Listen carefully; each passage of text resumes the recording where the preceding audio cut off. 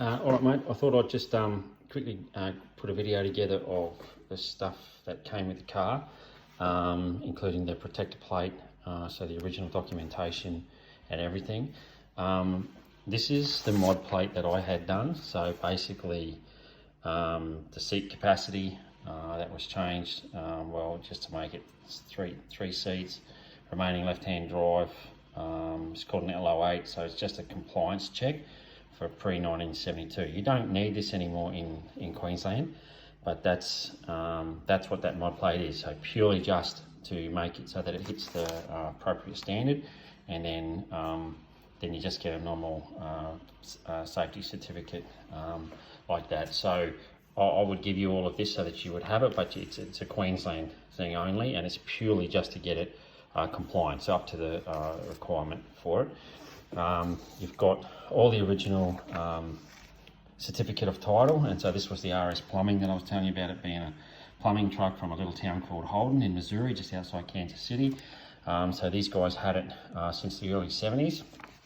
The import approval paperwork and everything that comes with the car. There's a whole bunch of kind of receipts from when it got moved from there. So I bought it through a broker. That's why this guy David, he lives in Bonneville, which is down near Coff. So I used a broker to bring it in. So he actually brought the vehicle in, but I paid for it and got it from him. So that's where the original stuff came through. Now, most importantly, the original owner's manual is still came with the vehicle, and so in very good condition. The original license plate, so when it was first sold out of a dealership in Ada, Oklahoma, it was sold as a farm truck in 1968, and so the original owner's names and everything are all still in here.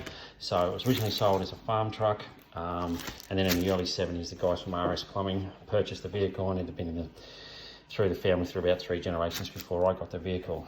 But really, what is quite rare with a lot of cars is having this, what they call the owner protection plan with the protector plate. Now it's got a serial stamped, you can see there, number on it with the original. This is in mint condition.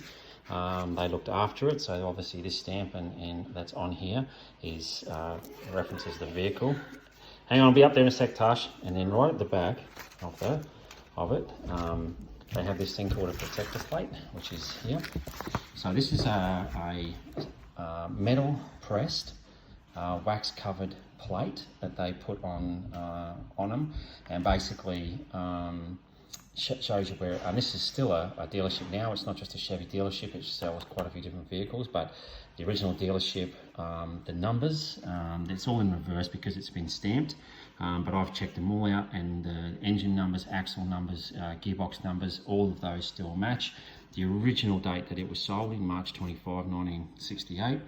And then the person's name, and where they lived and everything else. So original documentation for its sale, the original license plate that was on the vehicle as a farm truck, and the original owner's manual. Now, go find one of them on any imported truck, and you can't get them. Now, it doesn't make it worth more, not really, but does it make it a little bit more desirable?